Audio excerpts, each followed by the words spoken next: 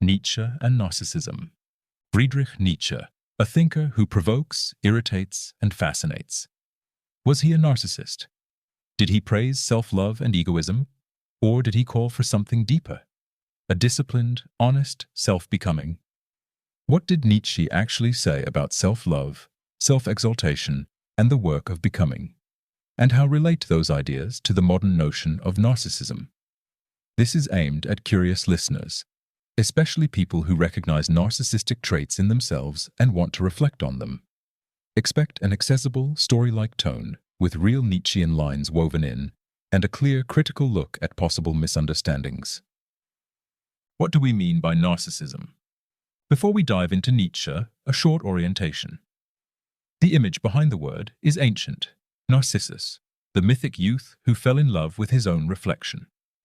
In psychology today, narcissism refers to patterns of excessive self-importance, a constant need for admiration, and limited empathy for others.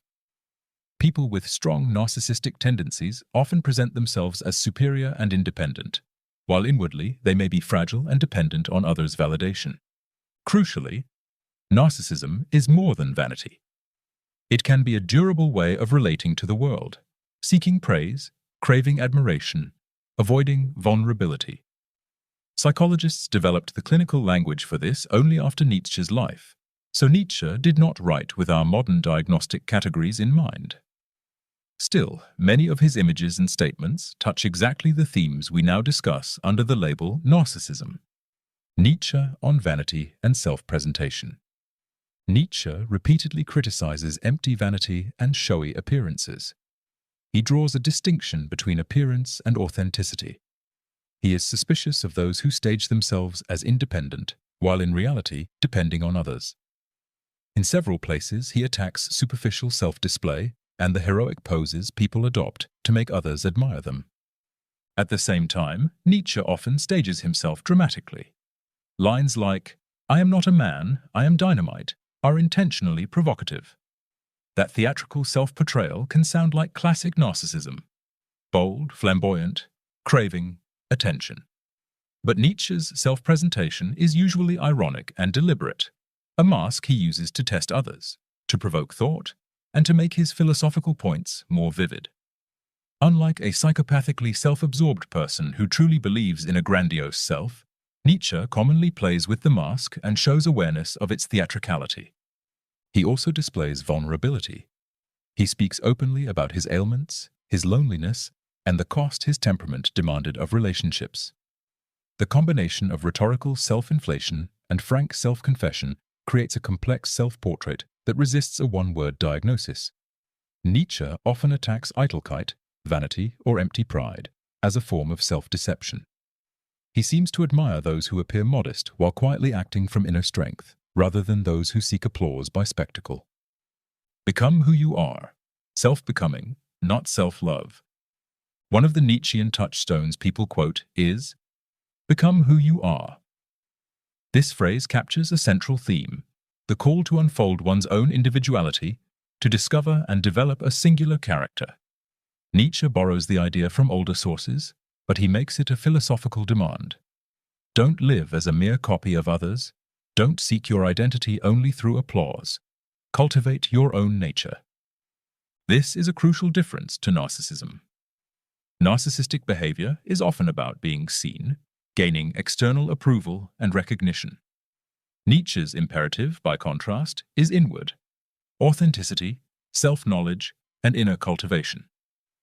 Become who you are is about working on yourself, accepting difficult parts of your character, and creating a life in accordance with your deeper drives and capacities. It is not an invitation to endlessly admire yourself in the mirror. Nietzsche also praises clarity and frankness. He favors the person who knows themselves and speaks plainly over the one who constructs an opaque, impressive image to dazzle others. This, again, is not the narcissist's strategy.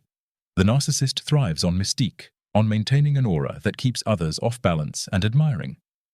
Nietzsche, instead, valorizes the sober work of knowing and shaping oneself.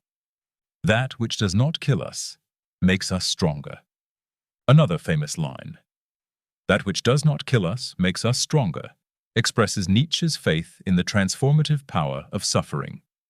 He argues that encounters with pain, defeat, and hardship can become fuel for growth. The idea is not callous endurance for its own sake, nor a proud boasting of invulnerability.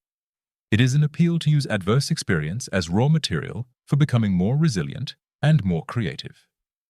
Here again, we see a contrast to typical narcissistic patterns. A narcissistic person often avoids honest confrontation with weakness because admitting fragility threatens the image they depend on. Nietzsche says, "Confront the difficulty, learn from it, let it refine you." Strength for Nietzsche is forged in engagement with suffering, not in avoiding it or masking it with an inflated persona. When Nietzsche speaks about the ideal of the overman or Übermensch, he sketches a figure who constantly overcomes, who creates values out of struggle. This is not the same as wanting admiration for appearing superior. The overman's striving is inward directed, a project of continuous self-transformation rather than a display meant to solicit applause. Narcissism seeks spectators. Nietzsche's ethics asks for difficult inner work. A complex mirror, where Nietzsche and narcissism touch, and where they differ. Nietzsche's writings contain moments that sound narcissistic, ostentatious self-characterizations, bold claims about talent, and theatrical poses. He says things like, "I am not a man, I am dynamite," and he frames himself in striking ways. But much of that performance is ironic or pedagogical. He knows how to use image as a philosophical instrument. Crucially, he also shows self-critique and the willingness to expose his own weaknesses. His physical ailments, the loneliness of his path, the relational costs of being who he was. That willingness to reveal vulnerability and to turn suffering into work argues against seeing him as a simple prophet of narcissism. Two practical distinctions help keep the ideas apart. Narcissism depends on external validation. Nietzsche's ideal is internal growth. Become who you are is a private project, not a request for applause. Narcissism avoids real weakness. Nietzsche urges the opposite.